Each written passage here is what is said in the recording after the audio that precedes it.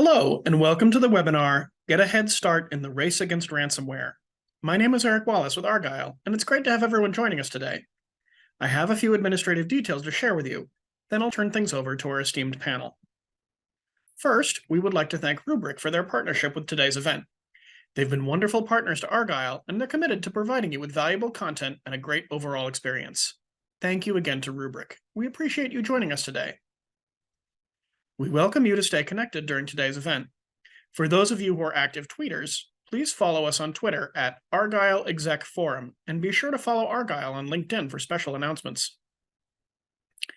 I also wanted to take a moment to touch on our content neutrality policy, which we've curated based on the feedback we've received over the years from our members.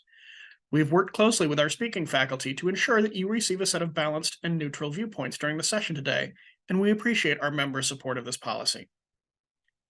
Finally, and most importantly, we want to hear from you, so please submit all questions that come up during today's event into the chat section of your interface. Following the discussion, we've set aside time for our speakers to weigh in on questions.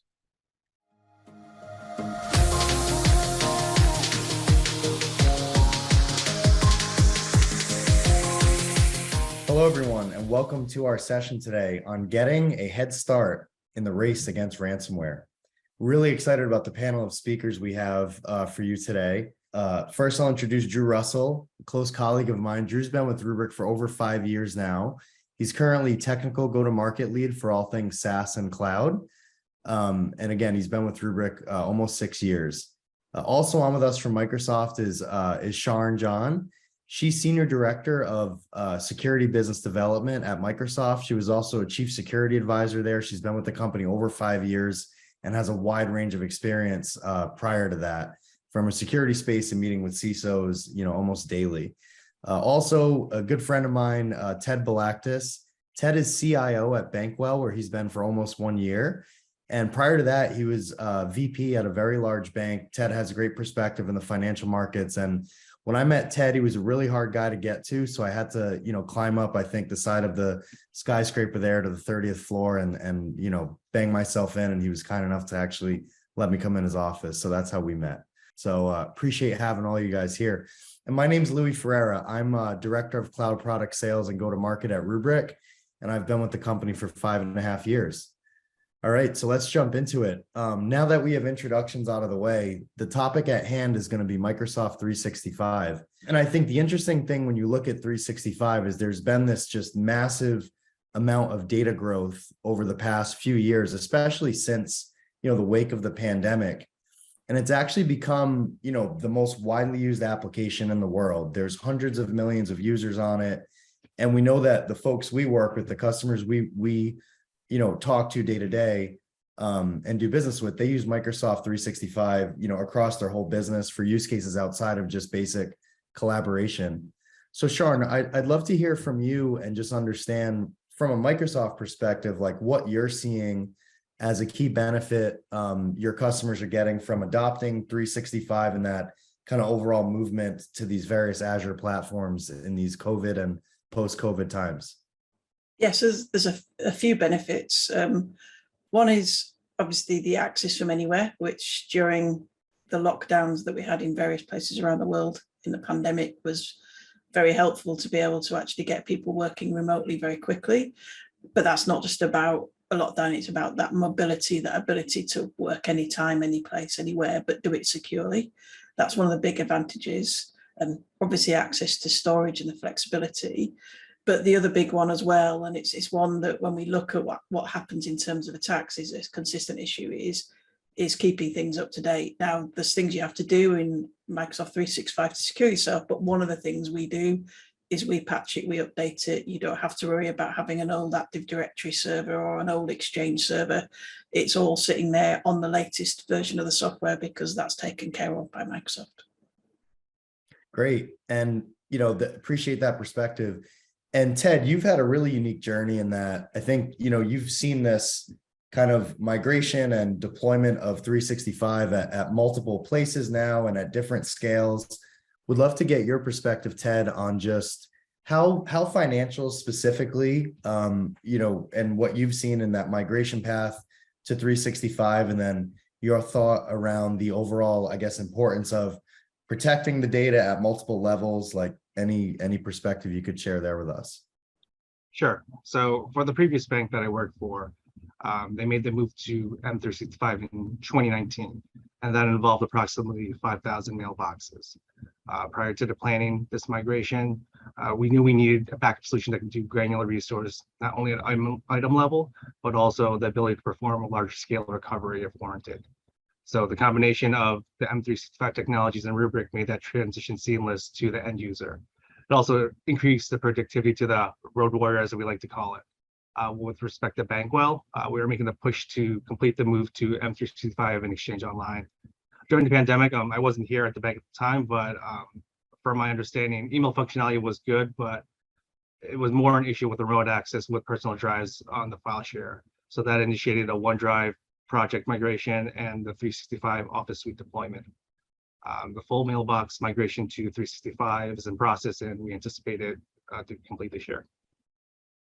Thanks, Ted. And one thing we've seen across our customer base at Rubrik is that we have a lot of folks that are now using 365 for more than just collaboration. And obviously, email and chat and functionality like that is mission critical to how we operate day to day. But we've also seen some really unique use cases and workflows around apps like OneDrive and SharePoint, where customers are now building business critical workflows backended by those applications.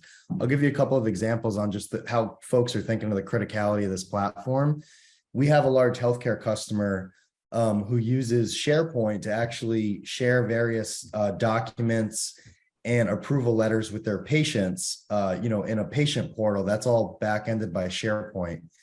We have another customer out in the West, a large media company that designs, video games, and the way they share their graphic designs with their artists is all through SharePoint. So it's these processes being directly tied to revenue. We had another large insurance company we met with just a week ago that told us they house all of their disaster recovery documents and workflows within OneDrive. So they need access to that because should something detrimental happen to the business, that's the first place they go.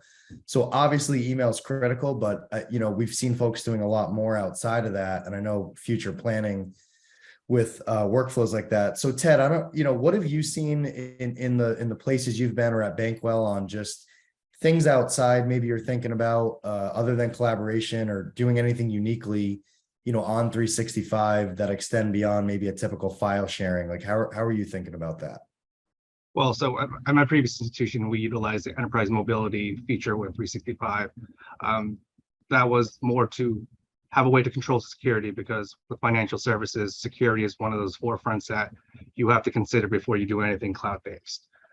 So once we deployed a containerized solution, we knew we were able to keep the company data intact and is isolated from the rest of the mobile device. So at Bankwell, with the move to Exchange Online, we already started with the push of the 365 Office Suite, but we're going to utilize MEM for the Windows Client OS imaging and patching, but also the MDM features with Intune.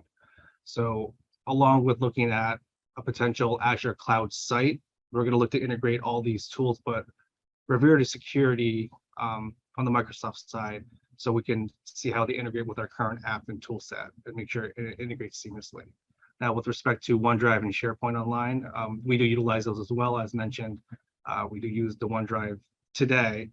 So we have to make sure, since that content is in the cloud and on a mobile device, we want to make sure we have the controls around it to protect it from exfiltration. And will you be doing future development on that stuff, Ted, as you get, all your user base on there? How do you see that playing out? So we do. So we have a SharePoint on-prem today, and we have a plan to migrate it to SharePoint Online this calendar year. And within then, we are looking to set up enhanced workflows within SharePoint Online, but also look at the business analytics side and the data analytics and use Power BI to help tie them all together. Yeah, that's great. I think at this point, I'd like to flip our conversation to, the adversaries and some of the, the threat landscapes we're seeing in the market today.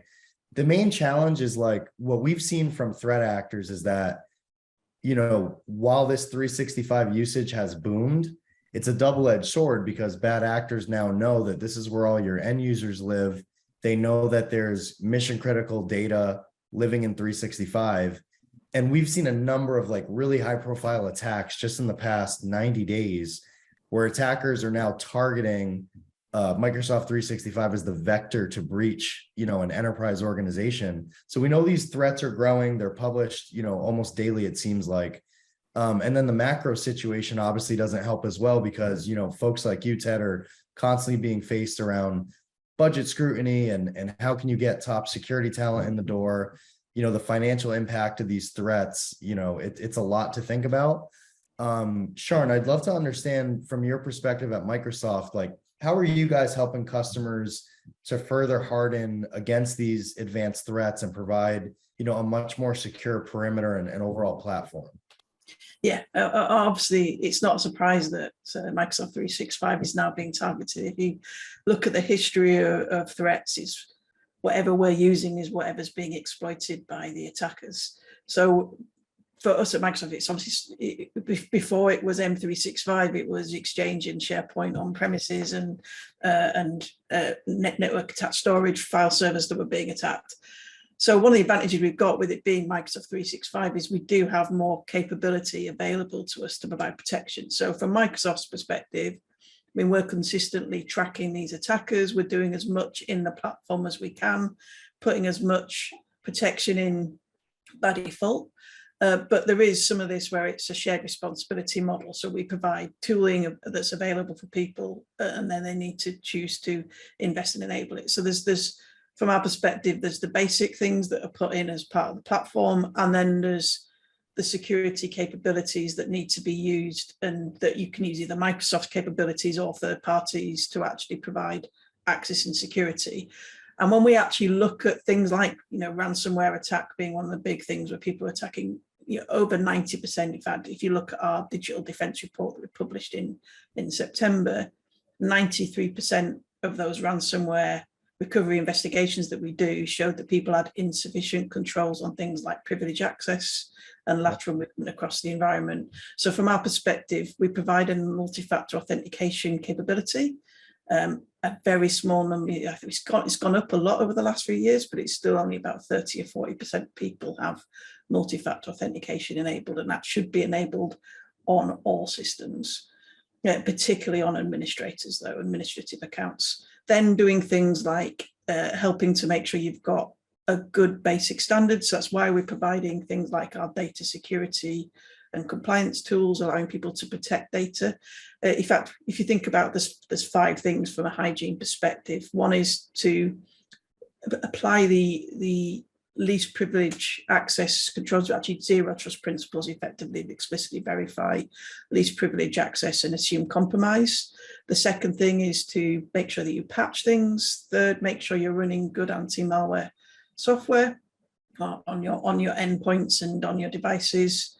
4, look at multi-factor authentication. And 5, protect your data. Know what your data is, know what matters, make sure you've got access control and security around who can access it, but also that you've got backup and protection in place. And we do that in 2 ways, mainly with this built-in controls in OneDrive to do some ransomware protection, but then we also recommend that you do dedicated backup and an ability to recover your data on top of that. That's the same sort of 5 principles that we probably apply if it wasn't Microsoft 365, if it's on premise, but what we've got in the Microsoft 365 world is the ability to provide a lot of capability natively, but B, then actually provide additional software to people to use, which we can then feed with the intelligence that we have from our cloud services and make things as automatic and risk-based as possible. Yeah, thank you for sharing that. I want to unpackage that a little bit because you said a lot of key things there that I think will resonate with customers, and certainly resonated with me. First is that obviously, like you said, a lot of these attacks are moving laterally, and it comes down to folks just not, maybe following Microsoft's best practices or keeping up to date with like the latest and greatest configuration. So it's super important to do that because you guys see more attacks than anyone, and you can kind of quickly adjust, and we can remediate a lot of that just by configuring the environment, to your recommended best practices. The other thing I heard is around, the criticality of the data. So you said like folks are attacking whatever the most widely used app is. Like before it was something else, today is 365. The challenge is the nature of the threat always changes. And as you know, it's really hard to go recover like tens of thousands of users at a time in a breach. And Ted, I know you're getting, asked these questions all the time on recovery times and how, vulnerable you are and how fast can you get users back if needed. Would love your perspective on, the growing, I guess, ransomware issue that's now, targeting cloud and SaaS, and maybe when you realized, or if there was like a light bulb moment that went on that you thought, hey, maybe we should, to Sharon's last point of like providing recoverability, that you should protect 365 beyond, the native tools that they give you, because they do give you world-class capabilities, but there's some areas there of, maybe misalignment or additional security needed. Of course. So yeah, ransomware protection is always top of mind, and having a security posture to protect against those potential threats is a continuous battle. So with the move to Exchange Online and all the migrations I've been part of, the minimum license level has been E3. So with E3, you have your baseline security measures. So we evaluate and see how that can protect our environment natively. But one thing that's important is too the vendor relationships that Microsoft partners with. So for example, when we move to Exchange Online, we need a way to do granular restores and also larger scale restores if it warrants it. So Rubrik, Polaris at the time, but now Security Cloud gave us that 365 data protection, not only with Exchange Online, but also SharePoint Online and OneDrive. So it gave us that flexibility and knew our data was protected in the event of any malware incidents and whatnot.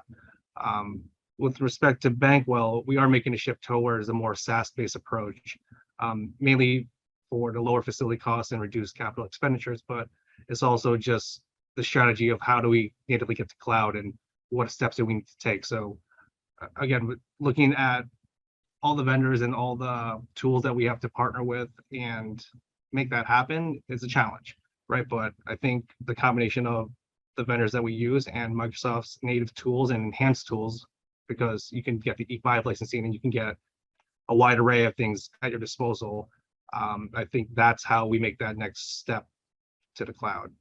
So I think at this point, we'll flip the conversation to, solutions to protect 365, both from Rubrik and Microsoft. So Drew, I'll invite you in to lead this part. Over to you.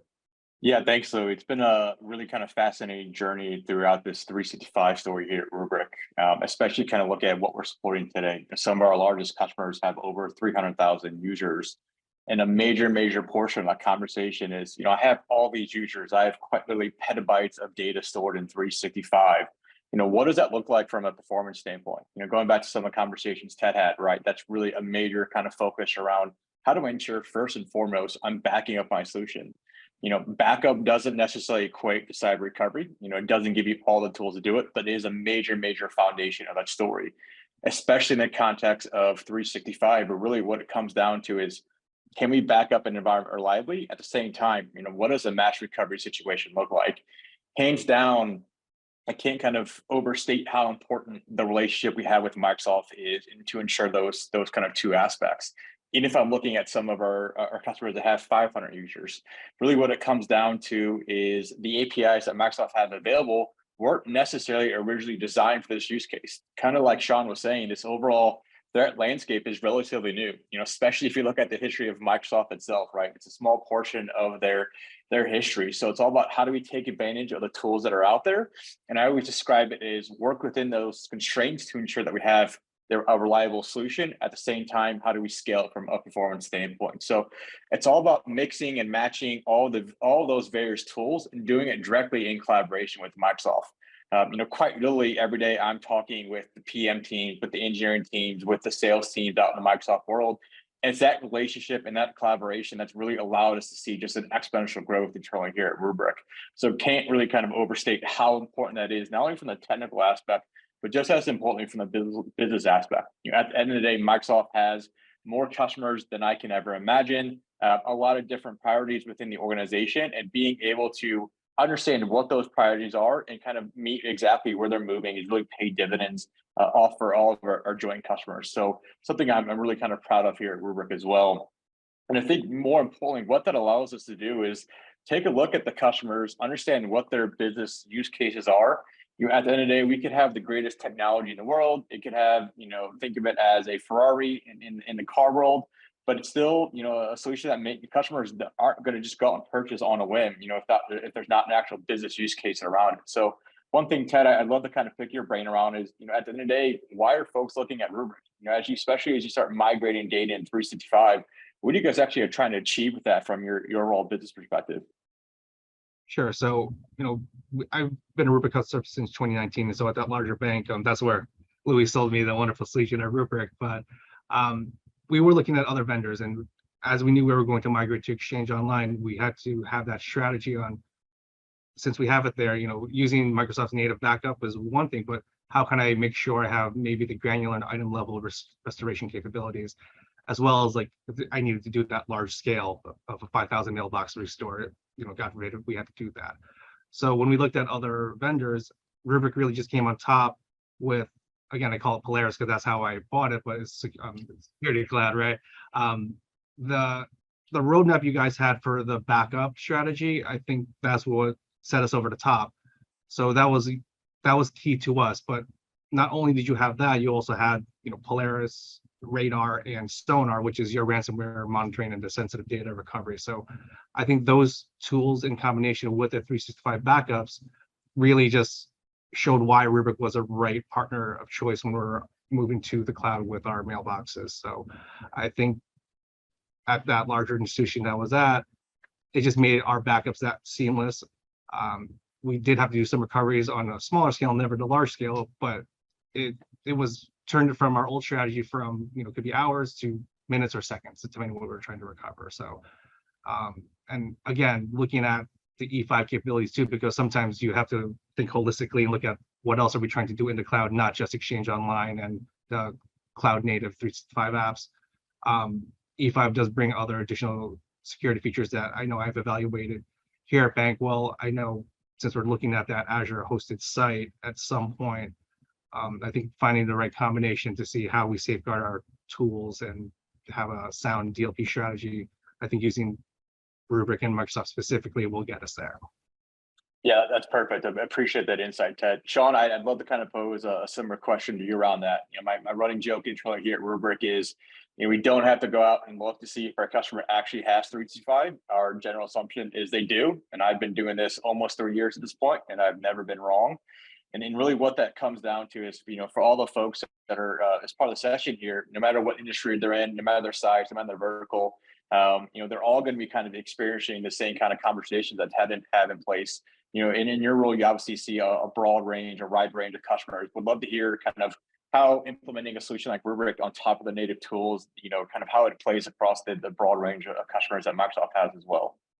Yeah, I mean, from our perspective, partnerships with people like Rubrik are really important because we do our best to provide as much as we can built into the system. So there is some ransomware protection in OneDrive in particular and in Teams and things like that, and actually doing automatic backups and control. But as Ted was just saying, for that granularity and that extra security, being able to then reach out and use somebody like yourself is essential. Just as on the other side, from the security side, we put as much basic things as we can into M365, but then we do have this E5 license, which is much more focused on providing those risk and security insights and those additional security tooling that people in certain more sophisticated organizations might need, or people with to deal with the threat.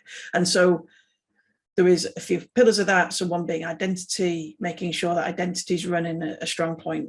Identity is the new perimeter. If you've ever spoken to Microsoft, you will have had somebody at Microsoft say that to you, because it's true. Because as you move away from an on-premise solution into something that's connected in cloud, then it's always been important to be able to authorize and do access control, but it's absolutely essential in a world where that is your perimeter. Then actually doing threat protection. So one of the things we do is we track a lot of the ransomware attackers. We then put that into our Defender brand solutions. So things from endpoint security to Defender for Office, looking at phishing attacks and looking at threats across the environment, but then also into the Azure cloud as well. So looking at how, and there's two sides to what we do. One is, automatically detecting that something might be happening in Azure, for example, and trying to stop nation states in there. But then on the Office side, it's like, or the M365 side, it's like we detect some unusual activity, being able to automatically basically maybe isolate that machine, stop it spreading across the organization, or even run a workflow into something like Rubrik to be able to put some extra protection around data. And then the final one is data protection and data protection and governance. There is two sides to that. There is, how do I do secure collaboration? So one of the things we have in the industry is a lot of people focus on data loss prevention, but the problem with data loss prevention is it comes from a mindset of don't share. Now it's important to have data loss prevention capabilities, but actually really information protection, being able to know what data matters, being able to classify that data, being able to put even an information governance lifecycle around that data, and then being able to actually share it with third parties, but in a way that you still keep control of it is essential. That's a major investment area for us. It's why we have the Purview group of products where we're looking to develop that beyond just a Microsoft ecosystem. But then part of that is, do I have that backed up and stored in an appropriate way? And so again, we try and provide the basic capability in Microsoft, but then a partnership with people like Rubrik is essential to helping people to make sure they've got the success and safety around it. And you know, it's easier to do that, to focus on the data backup in a cloud environment, whereas I've said before, we can do the patching, we can do the availability of the service, whereas when you're on premise, you have to get into things like the bare metal backups and the, can I get the system back? When you get into cloud, particularly into a SaaS service like M365, the data is the important thing. Yeah, and then finally for us, you know, making sure that you manage the environment well, and you know, the Intune group of products, because you know, keeping things up to date, knowing the state of the environment, knowing what people are doing is essential. So that from our perspective is where you've got a consistent investment, and our focus is to make that as simple as possible to use, to make it as functional to use, to give the risk-based solution, but then also to run in a strong ecosystem so that our customers can make the use of the best products available, and partnerships with yourself like Rubrik to help them, give them the functionality they need. Perfect. You couldn't have said it better myself. I know one of the areas that really stood out to me, and I can still remember the first time I heard it when I was talking to one of our colleagues over at Mandy, and it was identity is the new perimeter. Hands down, I think that is the most important single line out of the last 20 minutes or so of conversation. So greatly appreciate that insight.